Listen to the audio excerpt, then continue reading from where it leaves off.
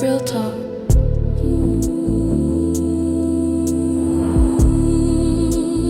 They don't say it, I do.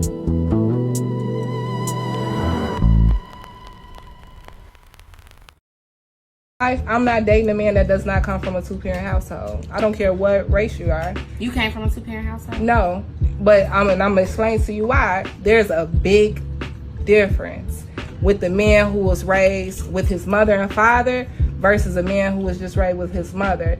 And I had the pleasure of marrying a guy who was raised by his mom, and I dated seriously a guy who was raised by both parents. It's a big difference.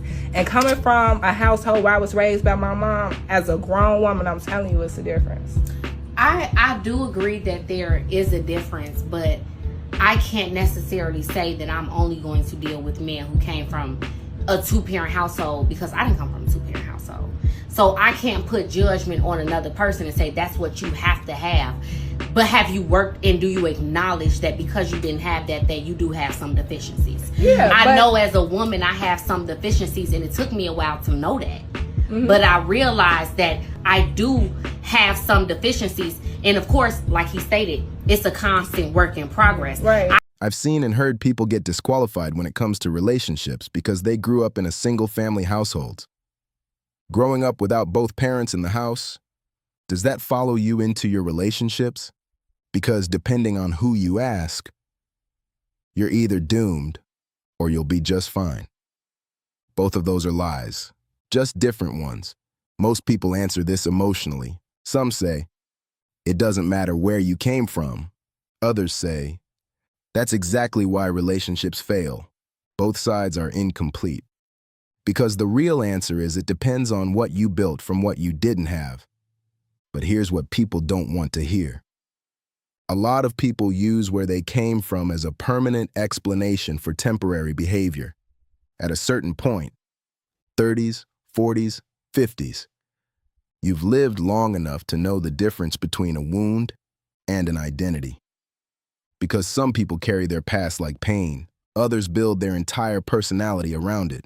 One keeps you hurting, the other keeps you guarded, but neither one is healing. And here's what nobody talks about enough. It's not just what you didn't see growing up. It's what you learned to survive. You learned how to shut down instead of open up. You learned how to leave emotionally before someone else could leave physically. You learned how to need nothing because needing something felt unsafe. And then you get into relationships, and those survival habits start feeling normal. They're not. They're protection mechanisms. And protection mechanisms don't just protect you, they isolate you. Here's how it actually shows up. Your partner asks where you've been. Simple question. And your nervous system reacts like you're under attack. So you get quiet, defensive, distant. Not because they did something wrong, but because growing up, questions usually came with tension, with conflict, with consequences. So now you're sitting in front of someone who genuinely loves you, but your body still responds. Like love is unsafe. That's not immaturity. That's unresolved conditioning. That's a childhood survival response inside an adult relationship. And until you recognize that, you'll keep punishing people for wounds they didn't create. If you grew up in a single-parent household, you probably didn't consistently see healthy communication, healthy conflict resolution, or emotional balance between two people. You probably saw survival, stress, pressure, one person carrying everything. So now, you're trying to build something you were never properly shown, and that's not weakness. That's trying to read a map in a place nobody taught you how to navigate. And before I go any further, shout out to every single parent who held it down alone, because that took sacrifice, pressure, exhaustion, showing up every day when there was nobody there to split the weight with. That deserves respect, real respect, but we also have to be honest. One person doing the job of two still leaves gaps, not because they failed, but because certain things can only be learned through presence. And I'll be honest with you, I grew up in a single-parent household too. My mom raised 3 boys. She was strict, not perfect, but disciplined. There was structure, consequences, accountability. No, just do whatever you want.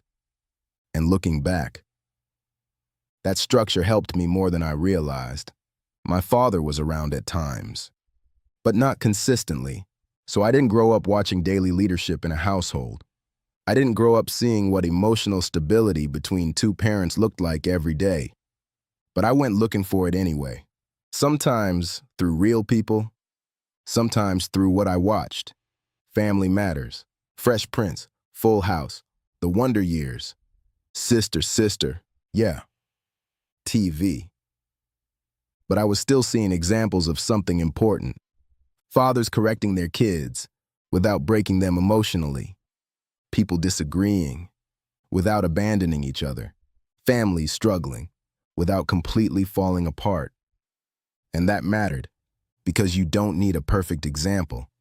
You just need enough of one to know a healthier direction exists. And now, as a husband and father, I'm intentional.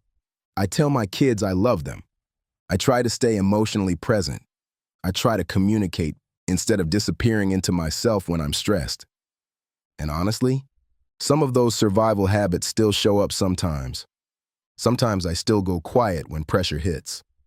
Sometimes I still feel like I have to carry everything alone. Sometimes my instinct is still handle it myself. And I know a lot of men raised in survival environments understand that feeling because we learned responsibility early, pressure early, survival early, but emotional vulnerability, that usually came later. Because growing up, nobody really asked, what do you need emotionally? The question was usually, can you handle it? And after hearing that long enough, you start tying your value to usefulness, to responsibility, to being dependable under pressure. So now, as a man, you show love through sacrifice, through solving problems, through carrying weight quietly, through making sure everybody else is okay, even when you're not. And in your mind, that is love. But on the other side, your partner may be saying, I need emotional presence too. I need softness. I need reassurance. I need connection. And now both people are frustrated because they're speaking 2 different emotional languages. One person speaks through responsibility, sacrifice, survival, and the other person is searching for connection, emotional safety, verbal intimacy. And honestly, that tension is real. It's something I still work through myself, not allowing survival habits to become relationship habits, not allowing emotional shutdown to affect my marriage, not allowing old patterns to quietly pass into my kids. Because just because something felt normal growing up doesn't mean it deserves to survive through you. And I think that's the real work. Not pretending you're perfectly healed, but becoming aware enough to stop bleeding on people who didn't cut you. Every day I'm trying to become more aware, more present, less guarded, because I don't just want to break cycles. I want to build something healthier after them. And that's where people separate. Some people grow up without an example and stay without one. They never go searching, never learn, never build beyond what hurt them. They repeat the same dysfunction and call it fate. Others, they go looking. They read, observe, ask questions, watch healthy relationships carefully, study communication, study discipline, study emotional safety. They do the uncomfortable work of becoming something they were never shown. Because yes, some people from broken homes develop trust issues, avoid commitment, struggle emotionally, and others from those exact same environments become incredible partners. Present fathers, emotionally available people, same background, different decisions. So let me say this clearly. Not having an example is a real disadvantage. I'm not minimizing that, but staying trapped in those patterns after you're aware of them, that becomes a decision. And recognizing cycles doesn't break them. You can identify every toxic pattern in your family, understand exactly where it came from, and still repeat it. Because cycles don't break when they're explained. They break when behavior changes.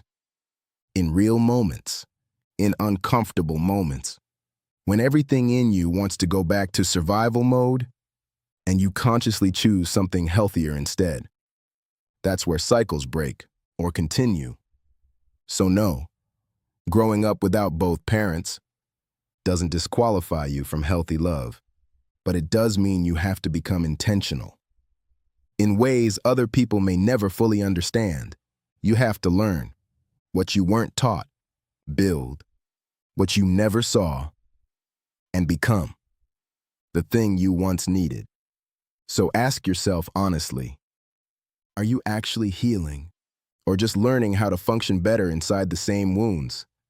Because your past might explain you, but it does not get the final say on who you become. Most people won't say it like this.